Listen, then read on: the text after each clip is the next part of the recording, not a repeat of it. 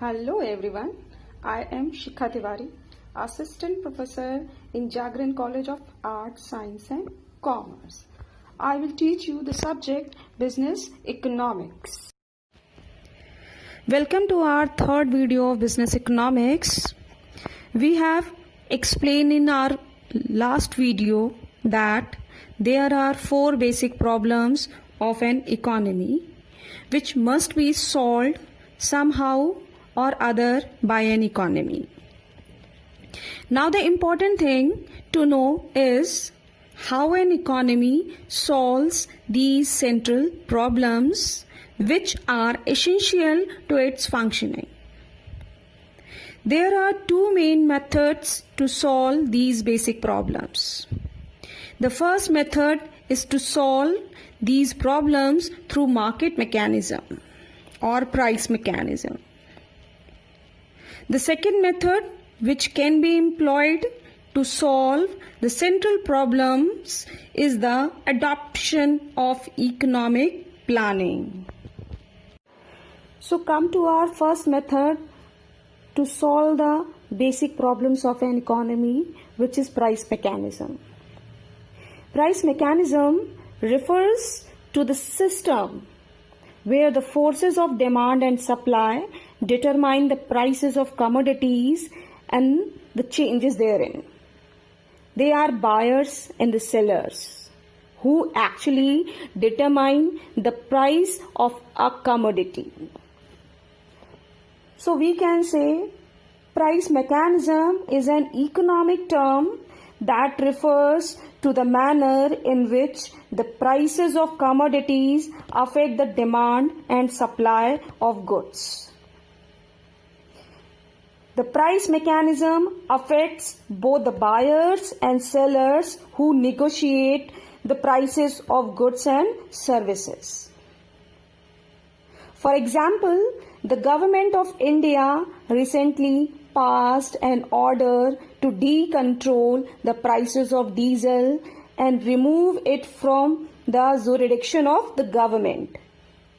Now the prices will be determined by the demand from the consumers and the supply from the oil companies. In price mechanism, what goods to be produced and what quantities, which method for the production are to be employed for the production of goods, and how the output is to be distributed should be decided by the free play of forces of demand and supply. In such type of economic system, capital and other means of production are the private property of the individuals and private entrepreneurs who undertake the work of production. Consumers have freedom to buy the goods they want. In such a system, those goods are produced more, for which there is greater demand, and those goods are produced less, for which there is less demand. The demand for and the supply of various goods determine the prices and the quantities produced of various goods. The prices of factors such as labor, capital, land, etc., their wages, interest, rent are also depend upon their demand and supply, and these factors price determine the income of the owners of these factors. The second method to solve the central problems of an economy is the economic planning. Economic planning is a resource allocation system in which the government makes economic decisions based on the economic plan. It means utilization of country's resources into the different development. In this system, the government set up an central planning authority which can be called by the several names like Planning Commission, Planning Ministry, Planning Board, Niti Aayog, etc. What should be produced and in what quantities, and how should they be produced, how should they be distributed among the population, and how much should be invested to bring out economic growth are all decided by the Central Planning Authority. This method to solving the central problems through the use of economic planning, which had been adopted in the former communist countries like Russia, Poland, etc. In such an economic system, the capital and the property are collectively owned by the society, and work of the production is organized by the government. In this system, private entrepreneurs have no right to undertake the work of production, and the consumer lose their freedom to choose and consume the goods of their choice. Now we can understand the concept of economic system. An economic system is a system that involves the production, distribution, and consumption of goods and services between the entities in a particular society. It can either be completely owned and operated by the manufacturers and industrialists, or by the government, or by both, with combining their efforts like mixed economy. An economic system is a means by which societies or government organize and distribute available resources, goods and services across a geographical region or a country. Economic system regulate factors of production including capital, labor, physical resources and entrepreneurs. An economic system encompasses many institutions, agencies and other entities.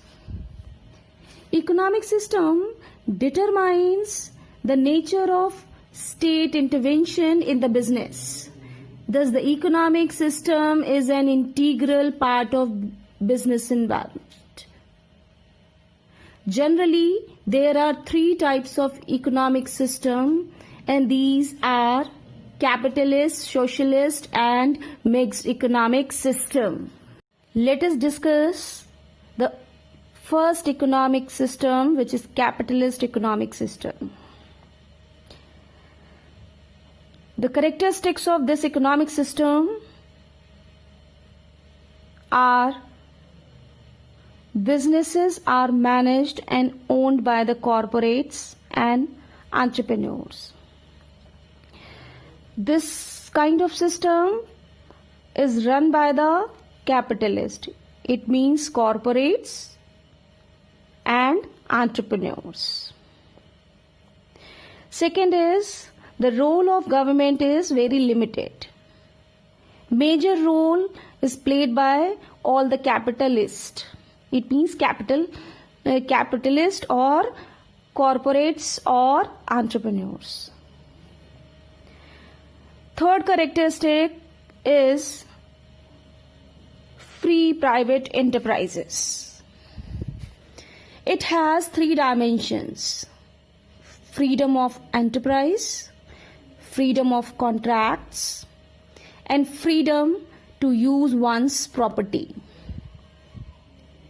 In the system, everybody is free to opt for any occupation or start any business or to start any contract in a manner most profitable to him. Every citizen has the freedom to form any firm or company or business anywhere he likes, provided he has the requisite capital, skill, and risk-taking capacity. Our fourth characteristic is price of goods and services are decided by the market mechanism, and these mechanisms are demand and supply. The price mechanism facilitates the working of capitalism. Price equates the demand and supply of commodities and the factors of production. So the price guides the producer as to what to produce and what not to produce. Similarly, price also sends signals to consumer as to what to consume and what not to consume. Thus, the capitalism is governed by the price mechanism. Now, fifth characteristic is profit motive. Profit motive induces the people to undertake any productive activities. Entrepreneurial activities is governed by the profit motive and not by the social service. He is not in the business for social service. The businessman is in the business to earn the profit, and out of that profit he fulfill his social obligations. It means profit motive of individual governs the formulation of business enterprise. Commodities and services produced by the entrepreneurs are expected to yield maximum profit.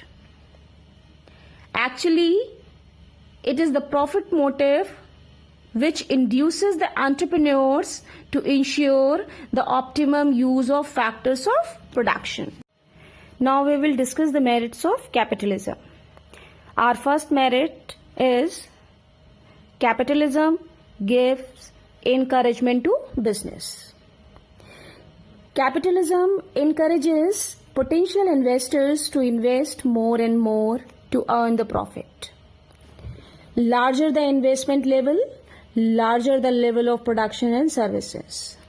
Higher investment also ensures higher level of employment opportunities. So society is the most beneficiary of huge availability of goods and services in the market. Second is higher rate of capital formation. It means the rate of capital formation is very high. Now third merit is optimum utilization of resources. Entrepreneurial activities is guided by the profit motive.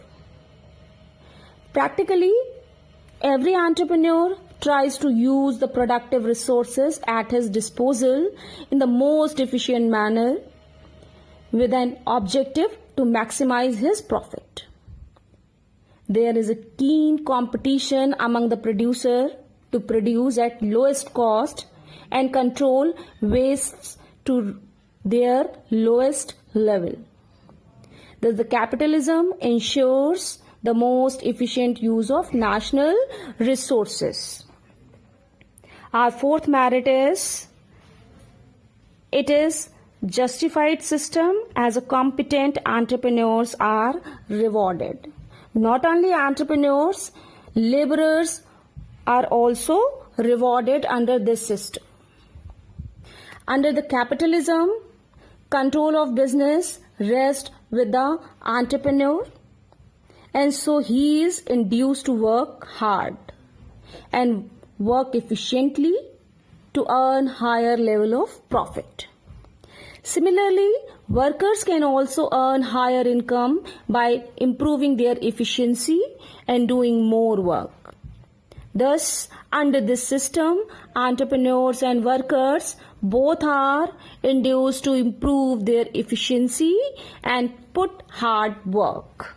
Let us discuss our Next topic, demerits of capitalism. So our first demerit of capitalism is class conflict. Capitalism divides the society into two categories. One is for the capital people, those who have, and the second is labor class people. Thus, they have conflicting interest and look out for an opportunity to fight. The workers want higher wages and less working hours, which is completely against the philosophy of capitalism. Class conflict ultimately leads to strikes and lockouts, which are not in the interest of the society as well as economy also. So, class conflict divide the total society into two parts.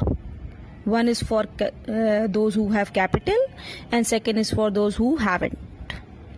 Now come to next demerit, exploitation of consumer. Means whatever the capitalists are producing, consumer has to buy them.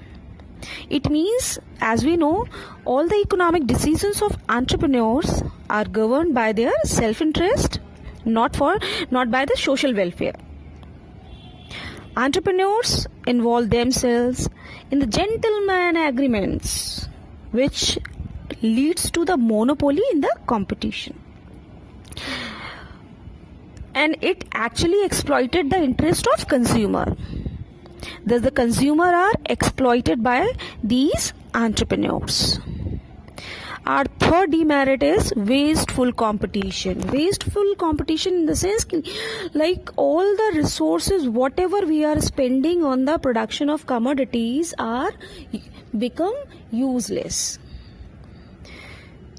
So competition, as we know, competition encourages the wasteful expenditure like advertisement and selling cost. Actually, consumers are unable to gain from the cutthroat competition launched by these producers, entrepreneurs. And competition also leads to the production of too many varieties of wasteful use of economic resources. Now next limitation or demerit is economic instability. Economic instability means not sure about their decision. Due to the excess competition and the high wage saving rates, which encourages the recurrence of trade cycle in the system. The trade cycle are again responsible for the overproduction. Thus the combined effect of all these variables leads to economic instability in the economy. Last but not the least, defective allocation of resources. In capitalism, they have their own priorities, which encourages investment in those areas where they expected that more profit. In the sense of goods and services which are required for the basic need of society is not the goal of the production under the capitalism. They invest their resources where they get the profit. So the capitalism makes available productive resources for the production of luxury items which is meant for the rich people. It means the other class of society is completely neglected and who will be responsible for meeting out their basic needs. So all the productive resources are not utilized in the producing the sufficient quantity of goods for human consumption, as poor people has no capacity to compensate with profit to the entrepreneurs.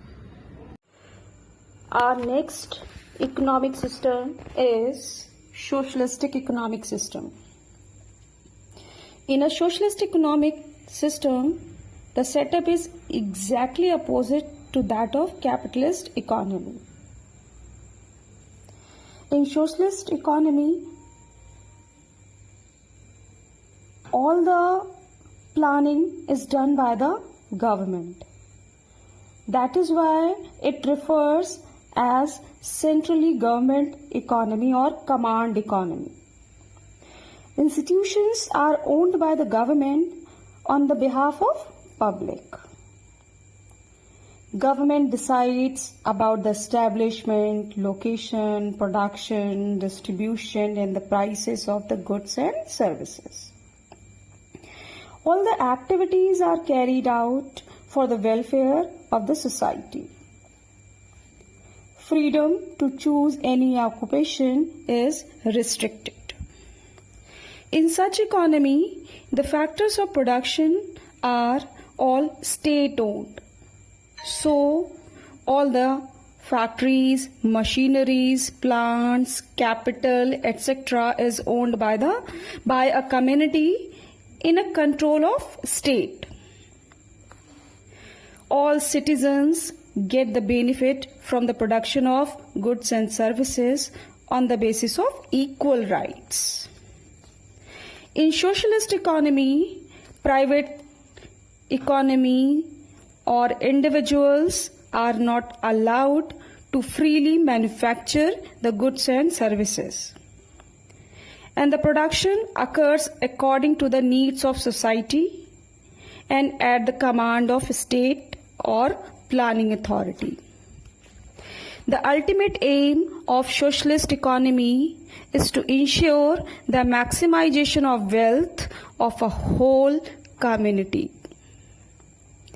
It aims to have an equal distribution of wealth amongst all its citizens, not just the welfare of richest companies and individuals. Now we will discuss the merits of socialism. The first merit of socialism is effective resource allocation. Socialism ensures the effective allocation of productive resources to the different sectors of the economy. The Central Planning Authority, just like Indian Planning Commission, determines the allocation of resources more economically. Central Planning Authority is also in a better position to assess the basic needs of the people to satisfy these desires in the best possible manner. Second merit of socialism is improvement in the productive efficiency. Under socialism, production activities are undertaken to increase the social welfare. The Central Planning Authority also ensures the availability of improved techniques of production and the scientific research to all the organizations to improve their productive efficiency. Now, third merit of socialism is economic stability. Trade cycles are the special features of capitalism, but in socialism, it eliminates the trade cycle as a means of production, which are owned and controlled by the state. The Central Planning Authority effectively determines the level of investment and the level of aggregate demand. The state has full authority to prevent the imbalances between the aggregate demand and aggregate supply by ensuring the effective implementation of regulatory measures. It means state always use the regulatory measures to control or maintain the balance between the aggregate demand and the supply of resources in the economy. Now, fourth merit of socialism is accelerating the economic development. It means in socialism, the state is expected to adopt the economic planning as a means of promoting accelerated economic development. The economic planning ensures the effective and fruitful utilization of productive resources. And in planned socialist economy, which function effectively according to the development programs which were predetermined and in a systematic manner. Now, our last merit of socialism is social justice. It means socialism developed the social justice. The socialist principle provides a fair and equitable distribution of income to all the members of the society. There is no provision or role for the exploitation of man by man. Inequalities of income are minimized to ensure equal distribution of national income, and it also ensures the protection against the uncertainties relating to the income, work and living conditions of the people. Our next topic is demerits of socialism. Within this, first one is development of state capitalism. Socialism is actually responsible for the state capitalism in place of private capitalism. In socialism, the state is not merely the political authority, but it also exercises unlimited authority in the economic area. All the powers are generally concentrated in the state, and the individual have no role in the economic decision making. Second demerit of socialism is essence of personal liberty. Under socialism, private individuals have no initiatives as their whole activities are governed by the dictates of state. As a result, there is no incentive to hard work and stimulus to self-improvement. Our next demerit of socialism is red tapeism and bureaucratic management. Under socialism, bureaucracy runs state affairs. But these bureaucrats are not fully trained in running the economic machinery. Actually, bureaucracy is considered to be inefficient of running a business. Bureaucracy doesn't believe in quick decision making, and it encourages the red tapeism and corruption in the system. So the government can and does attract suitable people, but conditions in the government services are not conducive to the hardworking and effective people.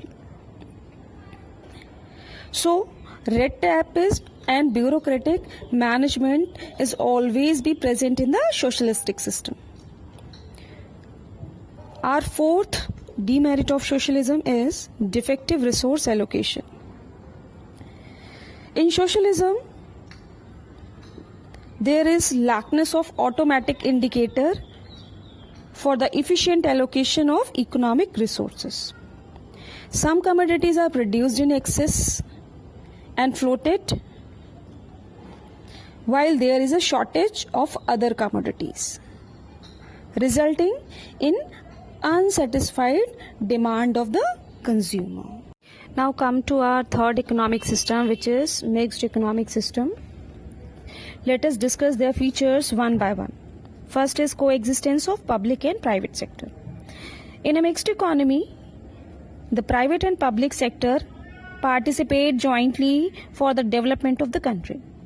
The resources of the country are owned and used both by the government and private industrialists. The coexistence of large public sector with big private sector has transformed the economy into a mixed economy. Like industrial policy of 1948 and 56 formulated by the Indian government have made the provision of such coexistence. Some basic and heavy industries are being run under the public sector. However, with the liberalization of Indian economy, the scope of private sector has further enhanced. Our second feature is existence of economic planning.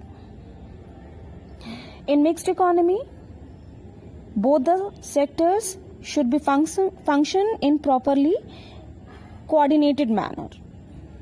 Economic planning lays down the broad framework within which the economy as a whole is expected to function to realize the specific goals or objectives. In India, the poor actually the India has poor industrial base at the time of independence. A long period of economic stagnation under the British rule had weakened the Indian economy. Hence, 5-year plans have been adjusted with the directive principle of state policy to rebuild the rural economy and lays the foundation of industrial and scientific progress. Our third feature is price mechanism. In mixed economy, the prices are determined by the demand and supply factors. Mixed economy is governed by price mechanism and the government directives.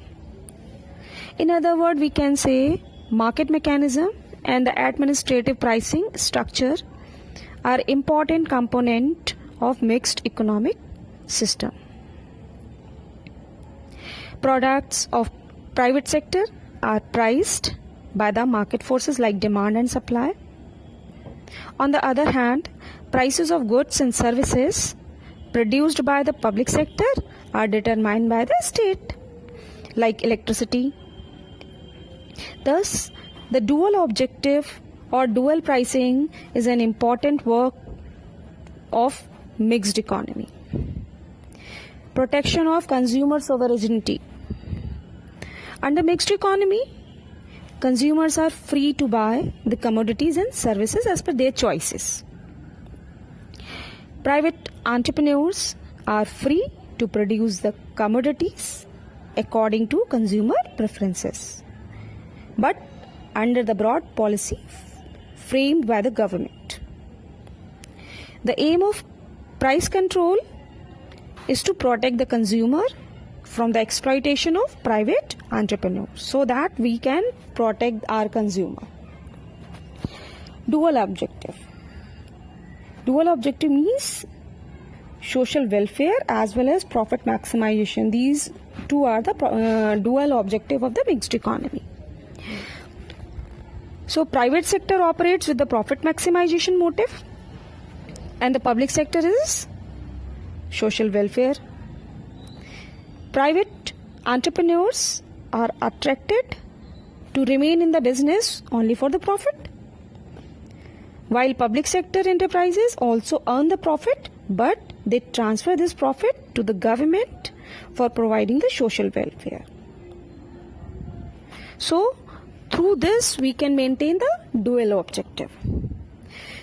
Our next one is protection of labor. It means in case of a capitalism, human beings are completely, or we can say labor is completely exploited by the capitalist.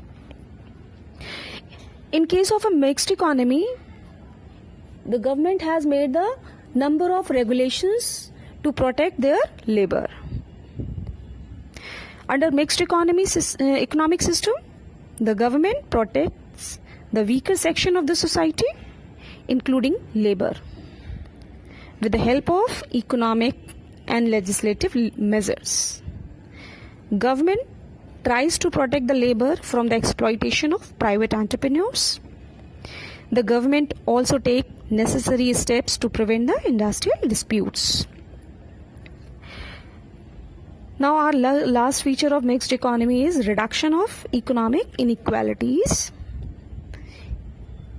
In mixed economy, the government initiates necessary steps for the reduction of economic inequalities. The government motivates promotion of backward areas development, and if need arises, participate in the business by establishing the enterprises in the backward areas so that the people of the backward areas can also get the employment opportunities in their areas.